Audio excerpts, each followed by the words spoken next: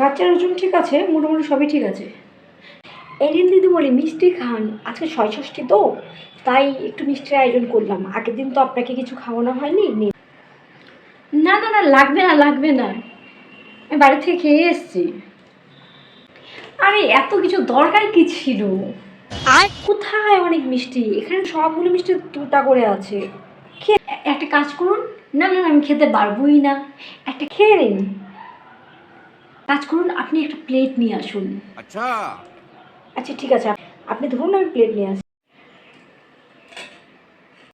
ইস, দুদিন থেকে diet follow করছি, এখন আবার আনফলো কী করে করি বলো তো? আবার প্লেট আনতে বলেও দিয়েছি, এখন কোনটা দেবো, কোন মিষ্টিটা রাখবো? এই চমচম, কালো জাম, গোলাপ জাম, রসগোল্লা, কোনটা যে দিই? এই যে দিদি বলে প্লেট নিন। বাইগান। কি একটা অবস্থা, এই একটা মিষ্টির জন্য আমাকে প্লেট আনতে বললো। ধুর, ভাল লাগে না, এখন এই একটা প্লেট মাজতে হবে আমাকে। এবার ঠিক আছে, এবার খেতে পারবো।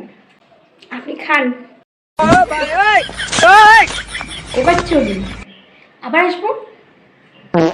ধুর, এই একটা মিষ্টি দিয়ে কী করবো? এটা আমি কাকে দেবো? তার থেকে এটাও খেয়ে নিত।